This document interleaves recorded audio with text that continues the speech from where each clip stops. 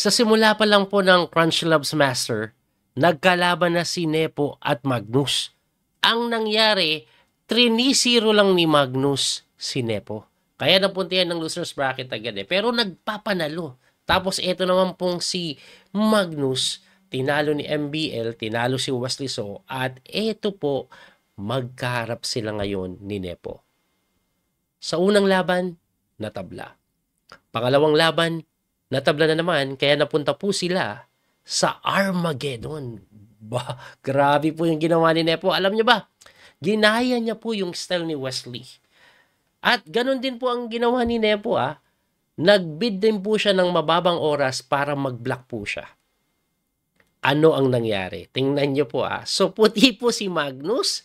Ang Armageddon po may partida sa time yung puti, pero tabla lang kailangan ng item at ang puti in a must-win situation. So puti po si Magnus, tinira ni Magnus kay Nepo D4 na sinagot ni Nepo ng knight F6. So tingnan niyo po yung binid na oras ni Nepo, no? Mababa po sa 8 minutes. Samantalang si Magnus, ayan, 10 minutes. So, yan po yung nangyari. So, C4 po, E6, nag-knight F3, D5, nag-G3, katalan. Pinasok ni Magnus yung katalan, no? Anyway, nag-Bishop E7 yan, Bishop G2, castling, and then Queen C2, aba. So, usually po, nagka-castling muna kaya kinakapture ito. Since nag-Queen C2 immediately, C5 po kadalasan tinitira dyan. So, binubuksan na po. So, pagka C5, kinapture po yan. Queen A5 check. Nag-Knight C3, kinapture po yung C4. Nag-castling, kinapture po yung C5. At ang nangyari po, 1 po na pa si Nepo. Pero, panandalilaan lang yan. Kasi may Bishop E6, tumakbo po yan, and then nag-knight po sa E4, nabuksan yung reyna, pwede na pong kainin.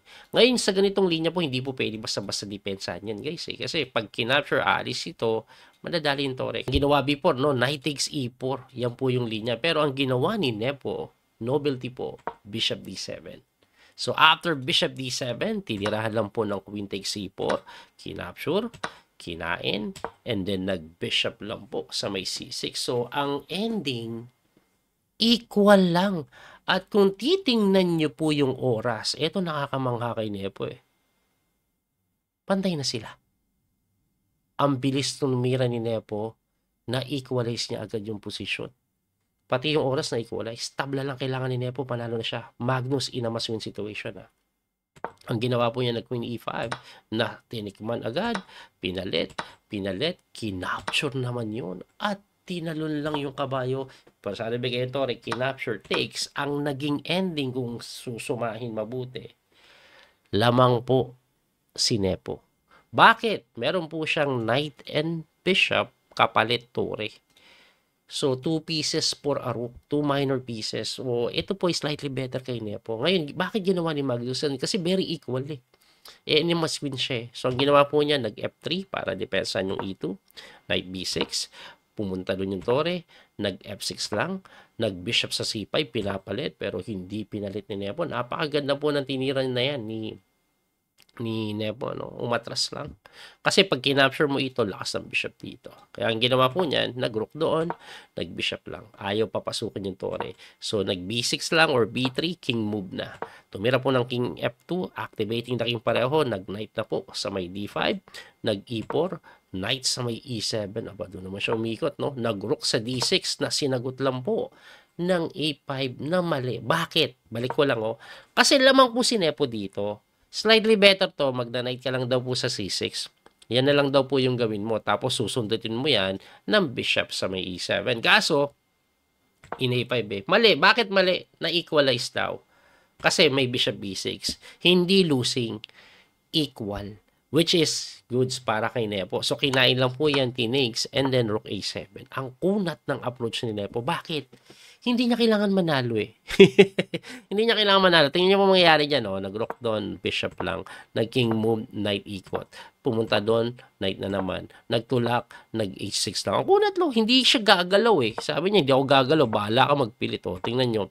Si Magnus po, nag-expand na sa king side, pero binabaliwala lahat ni Nepo, pinalit-palit lang, So, ganyan lang, wala. Equal lang yan. Hindi ako gagalaw. Dalawang minor pieces, hirap atakihin yan, Ang mahirap lang dyan magpilit, pero pag itatabla, madali.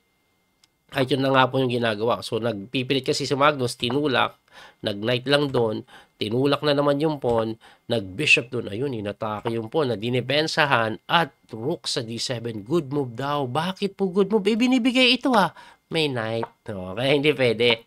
So, balik natin doon. Ang ginawa dyan doon, nag-rook sa ilalim. Binigay yung pawn na hindi kinapture Ano bang mangyayari pag tinex mo? Libre naman Pag tinex mo kasi, wala din mangyayari dahil may knight c6 pa lang magandang tira yan. Ngayon, pag nag-rook lang sa c5, bishop d7 lang, equal pa rin. Nakakatakot to. Ano mangyayari pag katulak? Rook f2 lang? What? Ganun. Tulak lang. Sige, bigyan na natin yan. Check ka, baba lang ako dito. Knight takes e5. Ayun, lumamang pa nga. Hindi pa madali, no? Pero equal lang daw, na may ganung play. So, ang ginawa kasi ni Magnus, hindi niya po tinex. Chumek Kaso hinarang lang.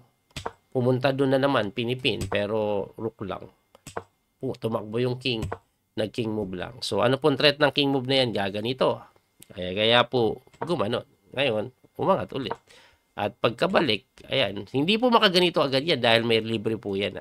Kaya nagkiking move di bumalik, tabla. Magnus, hindi pwede tabla. Kailangan ko magpilit, nag-a6. So, sabi po ng engine, kung gusto magpilit ni Magnus, eto daw po yung pilit.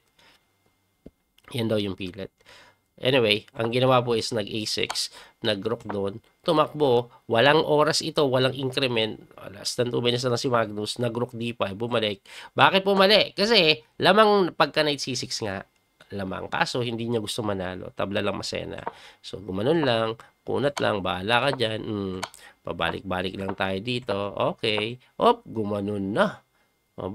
Binago bigla. Pumunta doon. Gumanon. Gumanon. Tinix. Pagka ganon, rook d5. Gumanon. King f6 lang. Pagka ganon, check. Kinain lang. At wala nang oras. Si Magnus, behind na po siya na may gitsang minuto. Limas pa yung pawn niya. At tingnan nyo po ang nangyari. Bibilisan ko na lang kasi talagang nalimas po lahat ng pawn dyan Ayan Talagang tumatabla lang si Nepe. Hala ka sa buhay mo dyan. Nauubos yung pawn. Walang iya. At dito po, nagtabla na, though winning na, nanalo po nag-resign po pala yan. Nag-resign po si Magnus dahil may check. Ayan. Grabe, nabawian ni Nepo si Magnus. Malupit yun. Yun nga lang, after pong talunin ni Nepo si Magnus, tinalo naman siya ni Aleresa. So, basically, ang third place si Nepo. Ngayon, sino ang first place at second place? Magkakaalaman. Twice to beat advantage po si MBL kay Aleresa para sa Grand Finals. So, abangan po natin yon. Gawa natin ng video yung important matchup na yon. Muli ito po yung Coach PD Master Daniel Causo. Hanggang sa muli pagkikita. God bless po mga kabiyay. Don't forget to like and share. Salamat sa support. Bye-bye. Thank you. That little mouse, 'cause I'm an albatross.